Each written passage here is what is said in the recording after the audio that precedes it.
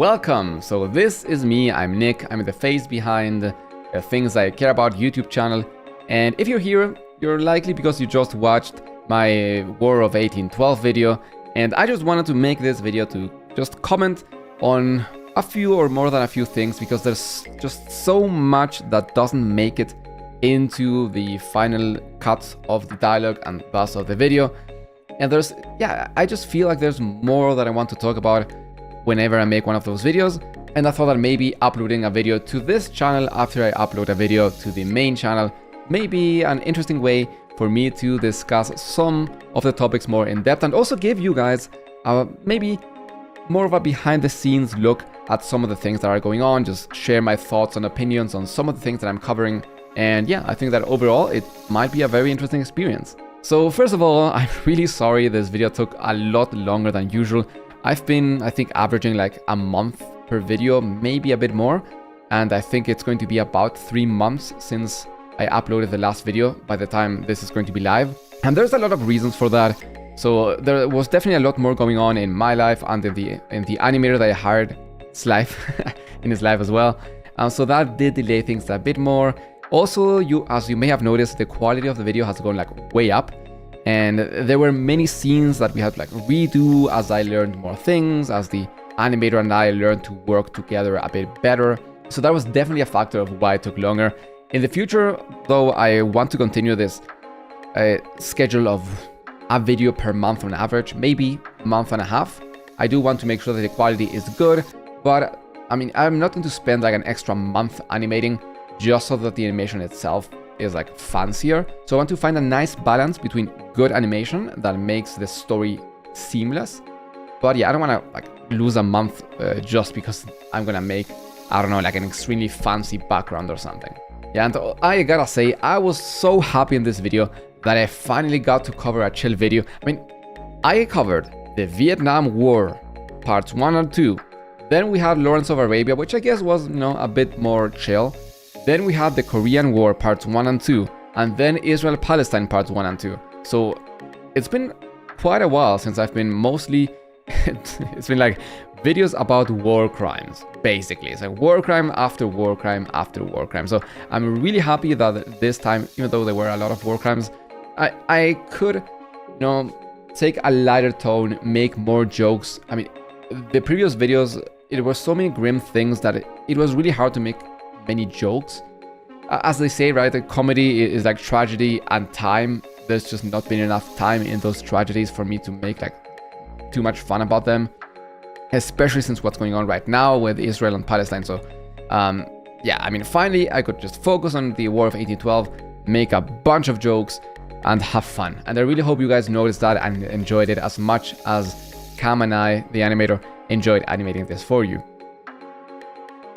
Now, I had to leave so much out. It's actually insane. I'm going to try to cover some of the things, at least mention them. So my main sources for this video were the books by John Latimer, I don't know if that's how you pronounce it, and also Donald R. Hickey.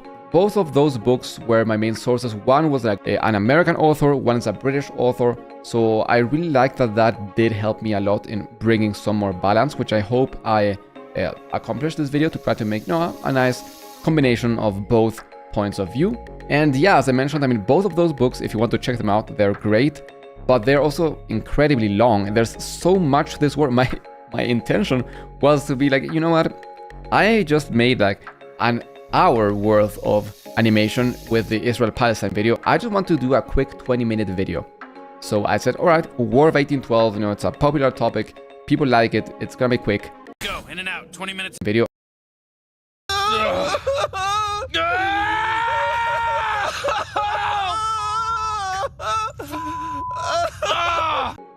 And yeah, I just didn't really think about just how much. I mean, I think half of my video is just talking about all the context needed to begin discussing the War of 1812. I mean, there is so much going on. You have the war with the Creeks, that's basically like a mini war inside the whole conflict. You have the whole thing adjacent to the Napoleonic Wars as well. You have so many conflicts, so many fights at sea as well, which is crazy. And the internal politics of the US is a whole issue, right? I didn't really get to talk too much about like the fall of the Federalist Party, which is like really connected to the war as well. There's again so much like smuggling was. There was a lot of trade going on between the US and Britain throughout the war, which is kind of funny, but it did happen. So there's so much that I just couldn't get into the video, right? It was already, I think, like 40 minutes long, and I wanted to go for half that. So yeah, that's something you always gotta consider, right? At some point, you just have to be like, you know what? I'm gonna have to leave this out. And I try to leave things out that I think are like interesting, but not like fundamental to the story. So yeah, I had to leave a lot out or just like mention it very briefly. There is one more thing I want to talk about before we dive into the content itself of the video. And it's that you may have noticed that this was the first video where I really went into like battle formations and things like that. And usually it's not really something I like to do all that much. But I do like having a little bit of it. My plan would be to continue to cover the topics at large. I really like the idea of learning about a topic and having it be useful, right? Oh, the War of 1812 allows me to understand the dynamics or like the consequences it had for like the natives and whatever. So I'm not really that fond of just going crazy on, oh, in this battle, this guy maneuvered like this and flanked whoever, which can be interesting. So I think I like to sprinkle that in, right? A couple battles, if they are like very relevant, and give some more detail. But other than that, I mean, I feel like there's channels who go in depth into the whole like strategies and things like that and the tactics. Not really my thing, so I think I like to include it when it really helps to understand something or when something interesting happened, like when Proctor like threw away his army. But yeah, not for every scene, I think.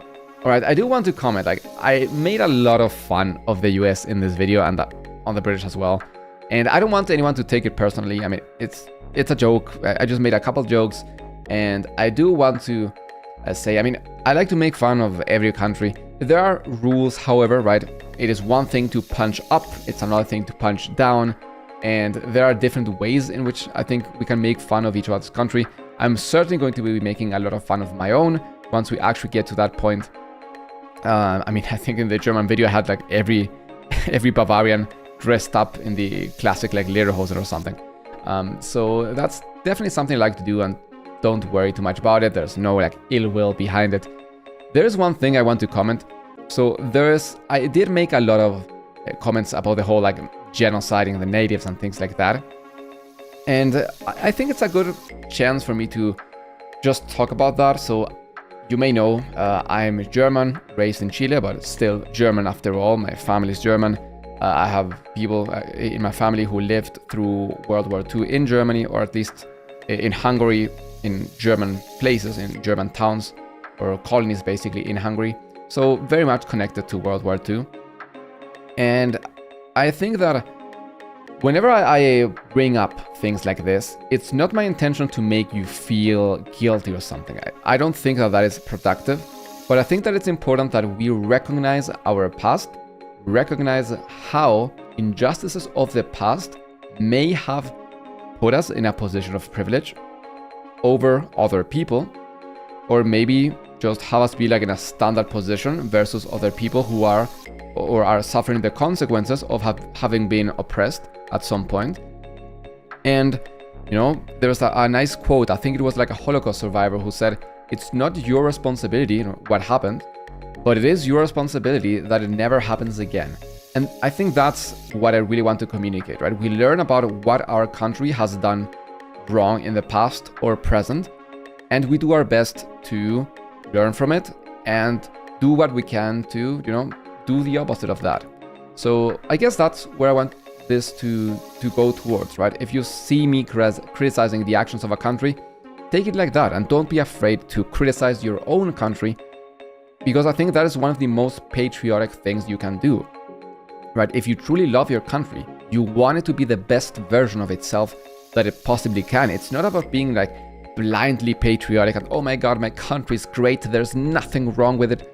I mean, no, every country in the world has a lot of issues, right? Different kinds of issues, but every single one has a lot of issues. And those are the ones we have to recognize, reckon with, and yeah, try to improve in whatever way we can. So I hope that, you know, again, my commentary can hopefully lead to some reflection in that area. But no, I never mean to be like, oh, haha, your country's dumb, my country's so cool. No, every country sucks. I mean, there's so much I hate about Germany, hate about Chile, so much I love about those countries, so much I want them to change for the better, and things like that, right? Anyways. So one thing that I barely covered in my video was the Baltimore riots. So I literally had like one scene. In my original script, I planned to cover, because there were several riots actually, and so they were very interesting.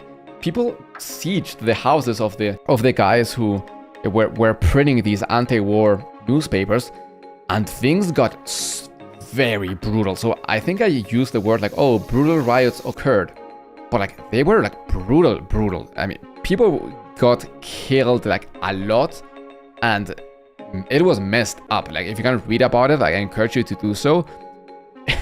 It was messed up, right? I considered going into it, but again, if I'm going to go into everything, it's going to be like a 2-hour long documentary, and I'm not really aiming for that. But I do encourage you to check that out.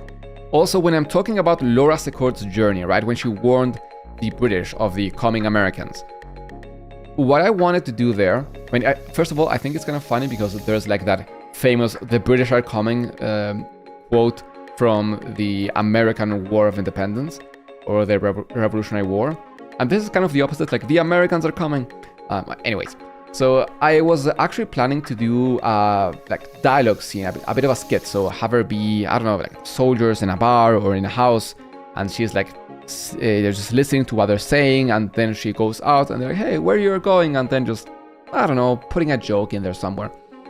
But the reason I wanted to, or I decided against it, is because we don't really get to hear about the participation of women in war, which is often overlooked. It's not zero or negligible, but oftentimes history has overlooked it.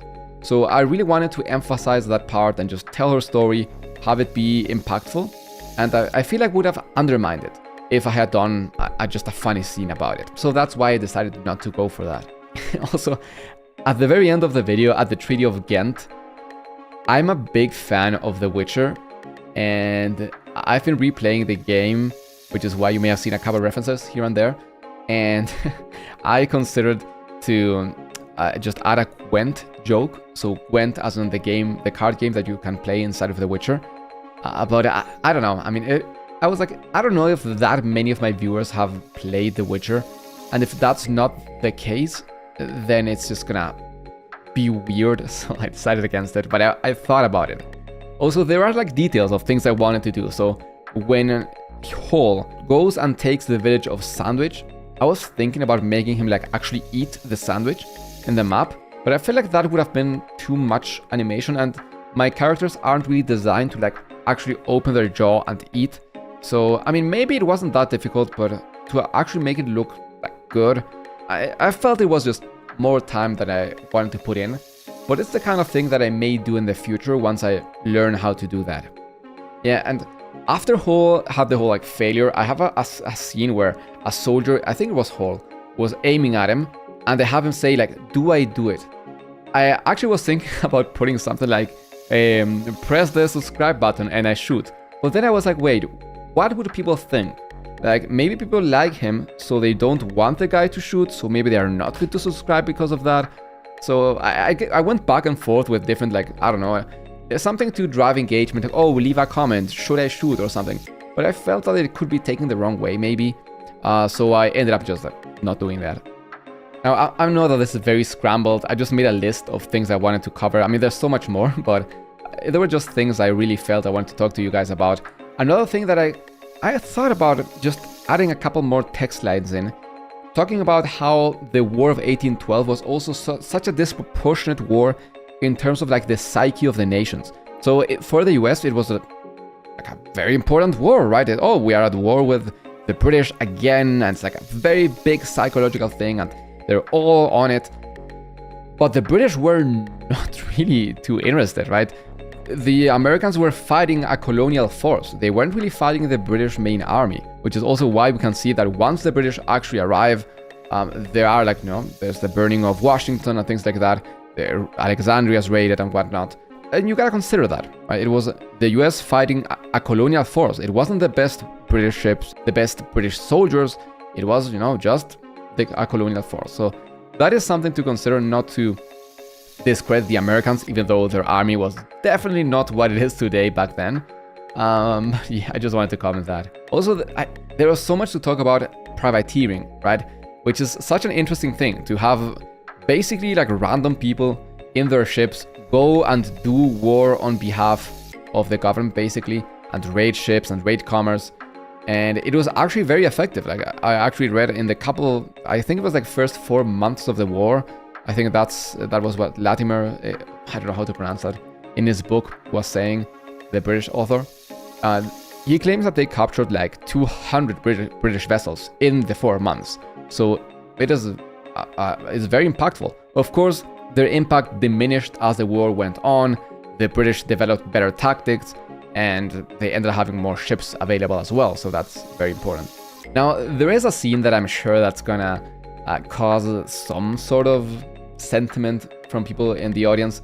I try not to be rude, but I have a scene where Andrew Jackson is in that treaty of Fort Jackson, and he says like, "Oh well, you shouldn't have done that, dumbass."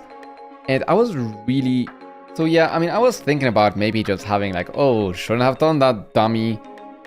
But I feel like, I mean, it was Andrew Jackson. That guy, I mean, I know it's a different standard, right? Being racist nowadays, I think, is much less common, thankfully, than being racist back in the day. That was like the standard. So you can't really apply today's morals to something in the past.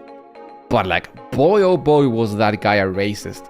Like, holy moly, that guy was an asshole to Native Americans.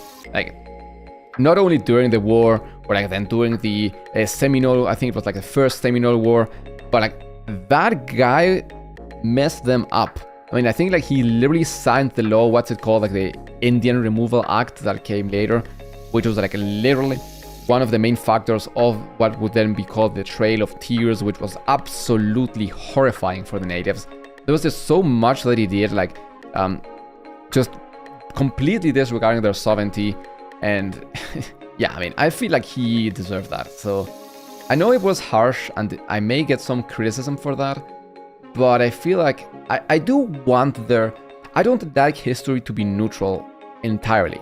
I feel like there are some things that are like objectively messed up, and I like to point that out. Like, that is messed up, what he did, both in the video, right, what I showed, and what he did later. So I feel like he deserved that. And I was actually considering to talk about how he ruled New Orleans with an iron fist after the battle itself, but that just went too much on a tangent, and I felt it just didn't fit into the narrative. Like, it was like a detour, and I'm already finishing the video, so I felt like it just wasn't worth it to be added in there. So there's also a phrase I used about buying an ID for $1. I don't know if you recall that, when I'm talking about impressment and how the British were buying American IDs to like hide from the Royal Navy. And that is actually a real phrase that was used. And it's really interesting that it was a real problem. I mean, Americans could go to like different notaries and get like a dozen IDs, and they would just then start selling them to any British who kind of looked like them, which ended up meaning that many British captains who were impressing sailors would then just completely disregard the ID system. So I made a joke about it in the video, but just so that you know, it's not made up. It has a real basis in that sense.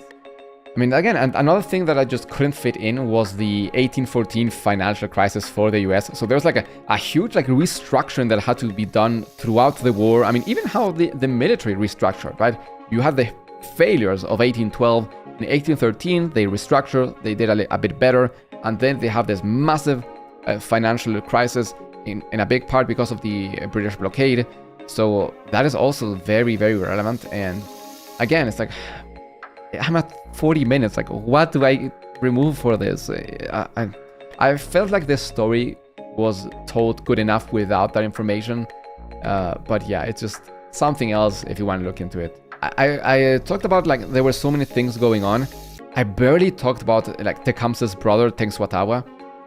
I mean, yeah, I mean, there's so much about them as well. I barely got to cover it. They were so important, such important characters, and I just couldn't give them any time. And I wish I could have done that. Maybe I could have created the story better so that I can tell their story without making the video much longer, but I didn't really see a way to do that. Maybe at some point I'll cover some sort of like Native American or the war with the natives itself, and then I can dedicate more time to that aspect. But well, I guess it is what it is, right? And I think I just mentioned in the Red Sticks Uprising that the Spanish contributed. I was thinking about like adding like a Spanish guy like popping in and saying like "ole" or something. But I don't know, it felt a bit weird, so I got rid of that. So overall, I mean, I guess this is enough to tell you. I've been ranting for a while now. Thank you for sticking up to this point if you have. So one of the things that I am honestly quite proud about is just how well I feel my animation capabilities have improved. As I mentioned, in great part because I now have an animator who was working alongside me and who has taught me a lot. But yeah, I mean, if you think back to my first video, which was just over a year ago, I guess, a year and a couple of months, the Hitler video. I mean, it's, yeah, I mean, I went through different art styles, what I try to find in my own, and just animations getting a bit better in every video. And that's what I try to do, just every video, have it be just a little bit better than the one before. So yeah, I hope that you guys have been enjoying the new animation style. So yeah, I mean, I guess that's what I wanted to talk about. I don't know how you guys feel about this kind of content. I mean, do let me know. And how long would you want a video like this to be? I mean, is this length enough or is it too long? Let me know your thoughts. And if you enjoy this kind of talk, why not hop into one of my streams at twitch.tv/tknick. And I'm also going to be doing like a self-reaction to my video a couple days after the actual release of the video. So yeah, I mean, go follow me on my Twitch. I'm going to have it written down there when I'm going to start this stream with my self-reaction to this video so that we can actually talk about it a bit more. And yeah, I'm going to now rest, finish the editing, and start reading for the next video. So yeah, thank you for watching, and again, check out my Twitch channel if you want, and subscribe to this one. So I'll see you in another video, and thank you very much for watching.